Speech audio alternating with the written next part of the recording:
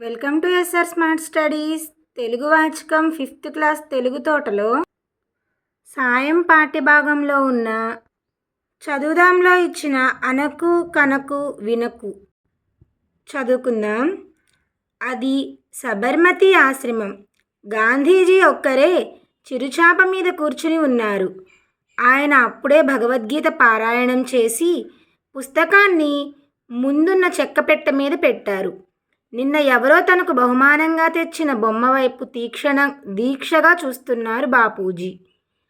మహాదేవ్ దేశాయ్ లోపలికి వచ్చాడు. తదేక ధ్యానంగా ప్రతిమ వైపు చూస్తున్న బాపూజీని చూచాడు.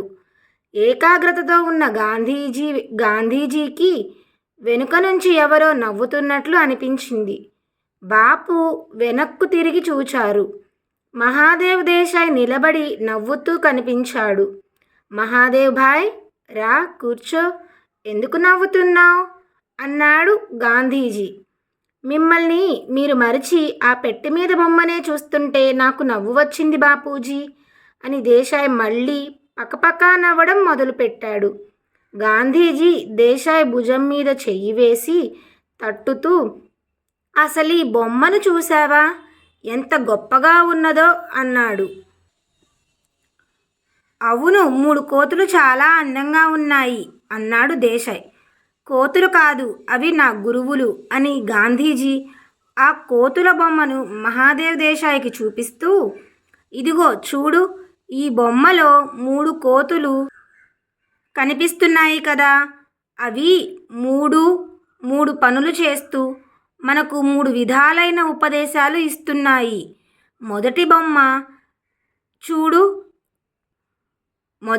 చూడు, 2 చేతులతో నోరు మూసుకుని కూర్చుంది, అంటే చెడు మాట్లాడవద్దు అని.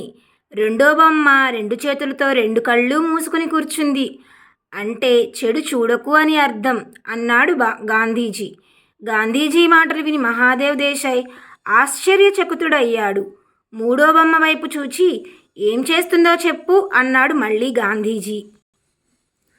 తన 2 చేతులతో గట్టిగా 2 చెవులు మూసుకుంది అన్నాడు దేశాయ్.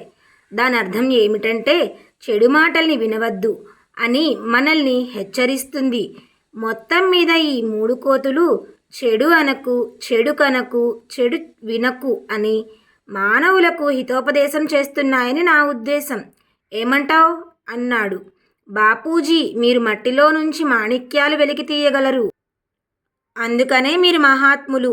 మీ భావాన్ని అందుకోలేక నవ్వినందుకు నన్ను మన్నించండి అని బాపూజీ పాదాలు స్పృశించాడు మహాదేవ్ దేశాయ్. దీన్ని రచించింది జంధ్యాల పాపయ్య శాస్త్రి గారు. అనకు కనకు వినకు ఈ చదువుదాంలో ఇచ్చిన ఈ కథలో పాత్రలు 2, మహాదేవ్ దేశాయ్ అండ్ బాపూజీ, వీళ్ళిద్దరూ ఉన్నారు. దీనిలో ఉన్న బొమ్మలో 3 కోతులు ఉన్నాయి. ఎన్ని కోతులు ఉన్నాయంటే 3 కోతులు ఉన్నాయి. కొటేషన్స్లో ఇచ్చిన అంటే డైరెక్ట్ స్పీచ్లో ఉన్నటువంటి మాటల్ని ఈ మాటలు ఎవరివి అని చెప్పి అడగచ్చు. ఉదాహరణకి, మహాదేవ్ భాయ్ రా కూర్చో, ఎందుకు నవ్వుతున్నావు అనే మాటలు ఎవరివి అని అడగచ్చు. అసలు ఈ బొమ్మను చూసావా, ఎంత గొప్పగా ఉన్నదో అని అన్నది ఎవరు అనే ప్రశ్న. దాని సమాధానం ఎవరు చెప్పండి మీరు కామెంట్స్లో. అవును, 3 కోతులు చాలా అందంగా ఉన్నాయి అన్నాడు దేశాయ్. అంటే ఆ కొటేషన్స్లో ఉన్నటువంటి 3 కోతులు చాలా అందంగా ఉన్నాయి అనే మాటలు ఎవరివి అని చెప్పి, లేదంటే ఎవరితో అన్నారు అని కూడా ప్రశ్న అడగవచ్చు. 3 కోతుల్లో మొదటి బొమ్మ కళ్ళు మూసుకుందా, చెవులు మూసుకుందా, నోరు మూసుకుందా, ఇట్లా ఇది కూడా గుర్తుపెట్టుకోవాలి. 3 కోతుల్లో మొదటి బొమ్మ నోరు మూసుకొని కూర్చుంది, రెండవ బొమ్మ 2 కళ్ళు మూసుకొని కూర్చుంది, మూడవ బొమ్మ 2 చెవులు మూసుకొని కూర్చుంది. దానివల్ల దాని మీనింగ్ ఏంటి అని కూడా అడగచ్చు. నోరు మూసుకోవడం అంటే దాని అర్థం ఏంటి, చెడు మాట్లాడవద్దు అని. 2 కళ్ళు మూసుకొని కూర్చోవడం వల్ల అర్థం ఏంటి అంటే చెడు చూడకు అని.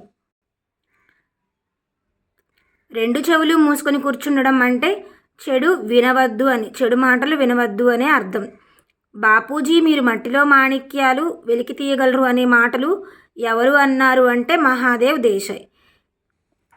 దీనిని రచించింది జంధ్యాల పాపయ్య శాస్త్రి. ఎవరు రచించారు అని కూడా అడగొచ్చు. జంధ్యాల పాపయ్య శాస్త్రి ఏ పేరుతో ప్రసిద్ధి చెందారు? కరుణశ్రీ.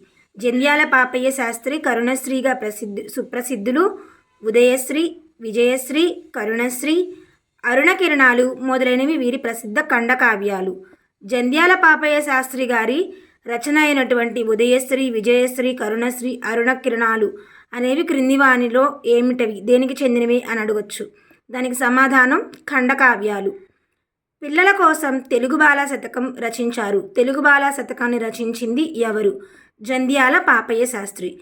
జంధ్యాల పాపయ్య శాస్త్రి రచించినటువంటి తెలుగు బాల శతకం ఎవరి కోసం రచించడం జరిగింది? పిల్లల కోసం. ఈ విధంగా ప్రశ్న అనేది రావచ్చు.